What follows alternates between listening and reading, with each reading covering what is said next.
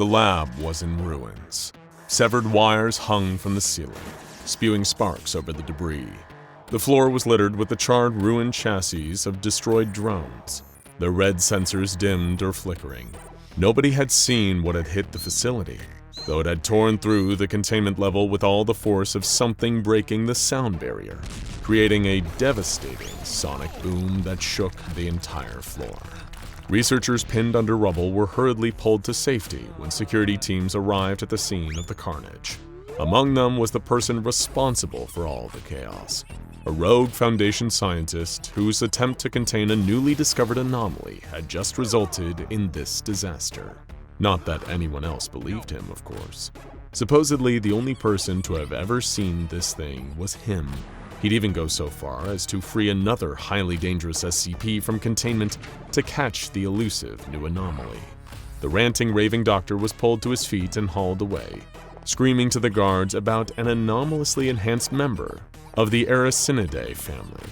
Meanwhile, cleanup crews began removing more of the debris and reviewing security footage to get a better understanding of what had happened. It was only when a technician decided to, on a whim, slow down the footage to 1/10 of the speed of light that they realized the researcher wasn't insane at all. On the monitors, as clear as day, the technician could see SCP-096, the Shy Guy, its rage state clearly active. Barely a second before they could comprehend the other creature in the frame, the tall, spindly figure had appeared behind the unsuspecting technician, leaving their body in a twisted heap on the floor. Alarms sounded. SCP-096 was still loose, but so was its newfound anomalous adversary, a blue-quilled, anthropomorphized hedgehog. The SCP Foundation has a long history of scouring the world for the most brilliant minds they can find. One particular candidate had been under assessment for quite some time. The man was a brilliant scientist. His IQ score of 300 was impressive enough. But what had really captured the Foundation's interest was the man's breakthroughs in robotic engineering. Among his inventions was a series of autonomous combat robots that harnessed the bioenergy of different animals in order to form the basis for their artificial intelligence. The work this robotics genius had done over the years was exactly the kind of thing that the SCP Foundation looked for. Innovation, but the slightly unhinged kind. Still, they were hesitant to induct him into their ranks given his somewhat eccentric tendencies. He was rumored to have spent 9 years collecting cereals, though it was eventually determined this was hardly worse than any of the hobbies of other prolific Foundation researchers. So Dr. Ivo Robotnik was welcomed into the SCP Foundation, and he quickly set his sights on one particular anomaly. Between work on developing his robots and incorporating anomalous technology into their construction, Robotnik was assigned to examine a cold case, though it didn't seem like there was any conclusive anomalous involvement. Strange energy disruptions had been taking place all over the world. They seemed, on the surface, to be little more than momentary blips, a sudden surge in electrical energy here, a momentary rush of kinetic energy there. A lot of the time, these occurrences were written off as a fault with the local power grid, or a freak meteorological incident that had a brief effect on the weather. The good doctor started developing his own theory about what was really going on. There was one incident taking place in Redacted where one of the sudden power surges took place, but this time there was an eyewitness. Someone who had hastily created a poor-quality illustration of what he claimed was responsible for the surge. The crude drawing showed a blue bipedal creature with spines protruding from its back and thin, noodle-like limbs. This being, Robotnik believed, was the one causing the frequent energy disruptions, and he made it his mission to catch the creature. Narrowing down the anomaly's hiding place would be tricky, though not impossible for a man with Robotnik's brain. Given the fact that the surges had occurred in so many places across the globe, he had limited options for triangulating its position, and only one person had ever seen this anomaly directly. So instead, he decided to sweep the entire planet. He addressed his superiors in the Foundation with a plan, but instead of submitting a formal request, Robotnik used his technical expertise to appear on every screen within the facility to make an announcement. Without approval, he had dispatched a fleet of his autonomous scout model drones to carry out a lateral sweep of Earth's atmosphere. They would scan the world below for traces of the elusive blue creature, Quelling their obvious outrage at Robotnik's behavior, the Foundation rushed to do damage control. Obviously, a sky full of drones was likely to be noticed by governments and civilians alike. So, personnel issued a widespread cover story about large upticks in amateur drone pilots sending quadcopters into the air. In most parts of the world, this was largely accepted, and the drones scouring from above were paid little mind. There was an unexpected bout of intense paranoia from citizens in the United States, however, emanating from sightings of Robotnik's drones in Florida that then swept the entire nation into a frenzy. This alone could have cost the Doctor his role at the Foundation if it hadn't produced results. Robotnik had been able to find his anomalous target. Seeing the creature for real conveyed just how badly drawn the eyewitness's drawing had been. It seemed to have the appearance of a stylized cartoon animal. The quills on its head and back seemed to suggest it was meant to resemble a hedgehog, though it bore little actual resemblance to the small spiny mammals. But even more notable than its unusual appearance was the creature's anomalous speed. It had only been by slowing down the footage gathered by the drones that Robotnik was even able to see the creature. Examining the anomaly's movements, Robotnik calculated that it was capable of traveling faster than any living being, possibly making it the fastest creature in the universe. In an instant, the blue hedgehog could accelerate to speeds that exceeded Mach 1, traveling at almost 770 miles per hour with ease. It was able to move so fast that forces like friction and even gravity seemed to have little effect on the creature, allowing it to scale vertical surfaces like the sides of buildings without falling to its death. From a command center designed to remotely observe his drones in the field, Dr. Robotnik dispatched his combat model drones to try and intercept the creature. However, while they were advanced, they struggled to keep up with the hedgehog's anomalous speeds. Several upgrades to their propulsion systems later, and Robotnik was sending specialized units out to secure and capture the creature. They would return it to the Foundation for containment and study, but his efforts were in vain. As the drones zeroed in on the creature, it noticed their approach and appeared to shroud itself in a blue energy field. This caused a sudden spike in the anomalous hedgehog's speed, allowing it to accelerate fast enough to break the sound barrier. The sheer force of this sonic boom was powerful enough to disrupt the internal systems of Robotnik's drones, causing many of them to crash and rendering them useless, much to the Doctor's frustration. Still, he was determined to catch this anomalous animal, whatever it took, and returned to his lab to work on new models of his robotic creations.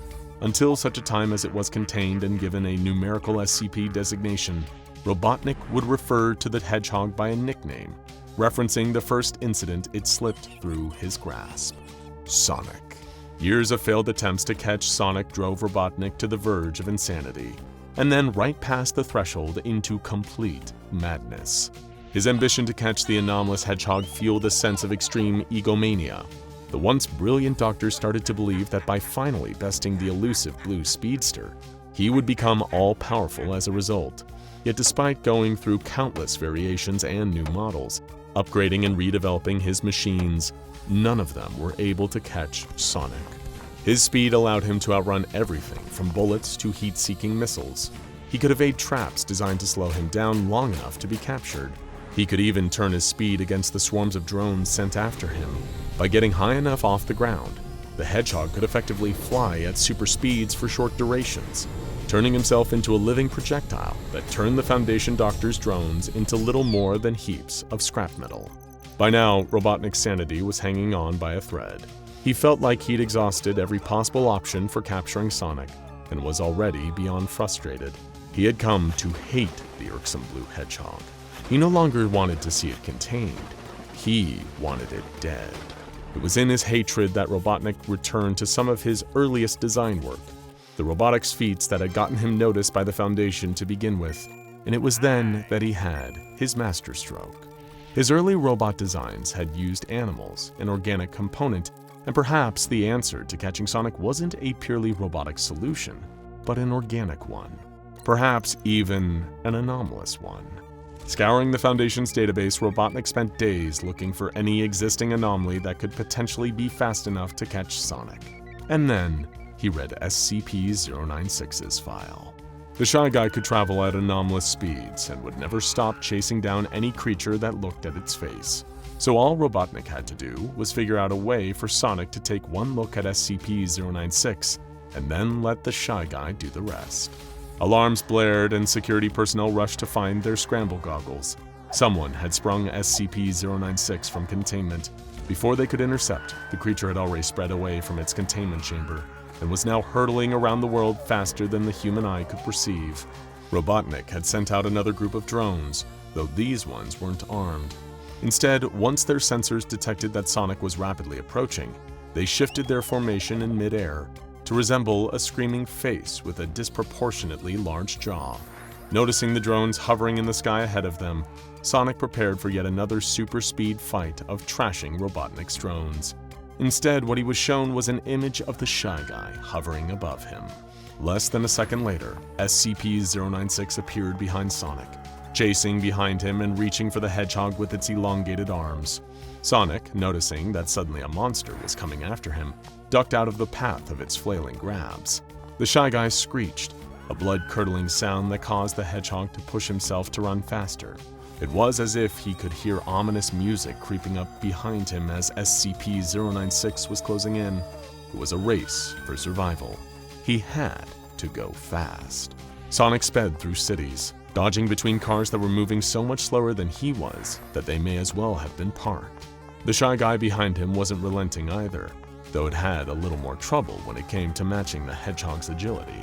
Its long, spindly body meant it had a harder time weaving between obstacles or jumping off the high inclines that Sonic used as ramps. The monster didn't stop, though. While he had no way of reasoning with it, the hedgehog quickly realized that the creature had to have come from somewhere, and its face looked exactly like the formation of those drones, so they must have come from the same place. Speeding back to the spot where he had first seen the drones, Sonic could see that the swarm returned home to their controller. So, with the Shy Guy hot on his tail, Sonic went after them, right to the facility where Robotnik was. Sonic, with SCP-096 on his heels, went careening around the world like a pair of missiles traveling at supersonic speeds.